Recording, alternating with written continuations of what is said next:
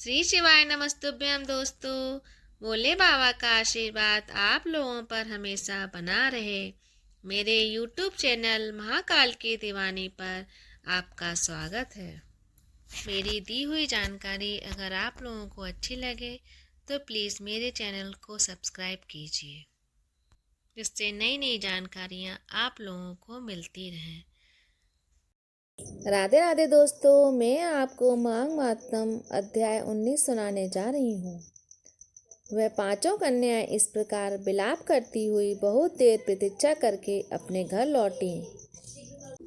जब घर में आई तो माताओं ने कहा कि इतना विलम्ब तुमने क्यों कर दिया। तब कन्याओं ने कहा कि हम किन्नरियों के साथ क्रीड़ा करती हुई सरोवर पर थीं और कहने लगीं कि आज हम थक गई हैं और जाकर लेट गईं।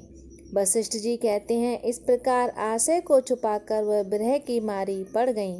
उन्होंने घर में आकर किसी प्रकार की क्रीड़ा नहीं की। वह रात्रि उनको एक युग के समान बीती। सूर्य नारायण के उदय होते ही वह अपने आप को जीवित मानती हुई माताओं की आज्ञा लेकर गौरी पूजन करने वह कन्याएं वहां पर जाने लगीं। उसी समय ब्राह्मण भी स्नान करने के लिए सरोवर पर आया।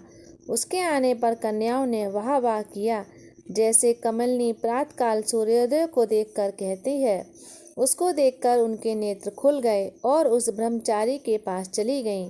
आपस में एक दूसरे का हाथ पकड़कर चारों तरफ से उसको घेर लिया और कहने लगी कि मूर्ख, उस दिन तू भाग गया था लेकिन आज नहीं भाग सकता। हम लोगों ने तुमको घेर लिया है। ऐसे वचन सुनकर बहुपास में बंधे हुए ब्राह्मण ने मुस्कुराकर कहा, तुमने जो कहा वो सब ठीक है, परंतु मैं अभी विद्याभ्यास और ब्रह्मचारी हूँ। गुरुकुल में मेरा विद्याभ्यास पूरा नहीं हुआ है। पंडित को चाहिए कि जिस आश्रय में रहे उसके धर्म का पालन करे। इस आश्रम में मैं विवाह करना धर्म नहीं समझता। अपने व्रत का पालन करके और गुरु की आज्ञा पाकर ही विवाह कर सकता हूँ, उससे पहले नहीं कर सकता। यह बात सुनकर वह कन्याएं इस प्रकार बोली जैसे बैसाख मास में कोयल बोलती है। वह कहने लगी, धर्म से अर्थ और अर्थ से काम और काम से धर्म के फल का प्रकाश होता है। ऐसे ही पंडित लोग और शास्त्र कहते हैं। हम काम रहित धर्म की अधिकता से आपके पास आई हैं, सो आप पृथ्वी के सब भोगों को भोगिए। उस ब्राह्मण ने कहा कि तुम्हारा वचन सत्य है, किंतु मैं अपने व्रत को समाप्त करके ही विवाह कर सकता हूँ, पहले नहीं कर सकता। तब वे कन्याएं कहने लगी कि तुम मूर्ख हो। अनोखी औषधि, ब्रह्म बुद्धि, रसायन सिद्धि, अच्छे कुल की सुंदर नारियां तथा मंत्र जिस प्रकार प्राप्त हो तभी ग्रहण कर लेना चाहिए। कार्य को टालना अच्छा नहीं होता। केवल भाग्य वाले पुरुष ही प्रेम से पूर्ण अच्छे कुल से उत्पन्न स्वयंवर चाहने वाली कन्याओं को प्राप्त होते हैं। कहाँ हम अनोखी नारियां, कहाँ आप तपस्वी बालक।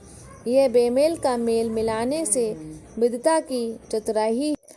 इस कारण आप हम लोगों के साथ गंधर्व विवाह कर लें। उनके ऐसे वचन सुनकर उस धर्मात्मा ब्राह्मण ने कहा कि व्रती रहकर इस समय विवाह नहीं करूँगा, मैं स्वयंवर की इच्छा नहीं करता। इस प्रकार उसके वचन सुनकर उन्होंने एक दूसरे का हाथ छोड़कर उसको पकड़ लिया। सुशील और सुसरा ने उनकी भुजाओं को पकड़ लिया। सुतारा ने आलिंगन किया और चंद्रिका ने उसका मुख चूम लिया।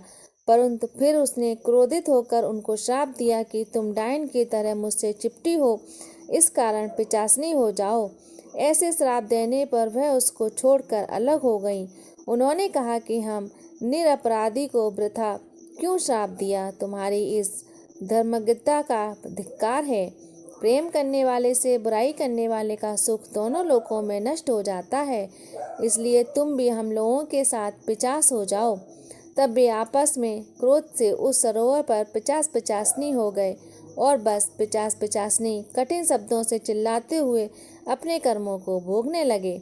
वशिष्ठ जी कहने लगे कि हे राजन, इस प्रकार वह पिचास उस सरोवर में इधर उधर फिरते रहे। बहुत समय पश्चात मुनियों में श्रेष्ठ लोमस ऋषि पौष शुक्ला चतुर्दशी को उस अक्षोत सरोवर पर स्नान करने के लिए आए। जब क्षुधा ने दुखी इन पिचासों ने उनको देखा तो उनकी हत्या करने के लिए गोल बांधकर उनके चारों तरफ से घेर लिया। वेद निधि ब्राह्मण भी वहां पर आ गए और उन्होंने लोमस ऋषि को साष्टांग प्रणाम किया। वे पिशाच ऋषि के तेज के सामने ठहर ना सके और दूर जाकर खड़े हो गए। वेद निधि हाथ जोड़कर लोमस ऋषि से कहने लगे कि भाग्य से ही ऋषियों के दर्शन होते हैं। फिर उन्होंने गंधर्व कन्या और अपने पुत्र का परिचय देकर सब वृत्तांत सुनाया और कहा कि हे मुनिवर, ये सब ही श्राप मोहित होकर आपके सम्मुख खड़े हैं। आज इन बालकों का निस्तार होगा, जैसे सूर्योदय से अंधेरे का नाश हो जाता है। वशिष्ठ जी कहने लगे, पुत्र के दुख से दुखी हुए वेद निधि ब्राह्मण के ऐसे वचन सुनकर लोमस ऋषि के नेत्रों में जल भर आया और वेद निधि से कहने लगी कि मेरे प्रसाद से बालकों को शीघ्र स्मृति पैदा हो। मैं उनको धर्म करता हूँ, इससे उनका आपस में ज्ञान विलीन हो जाएगा।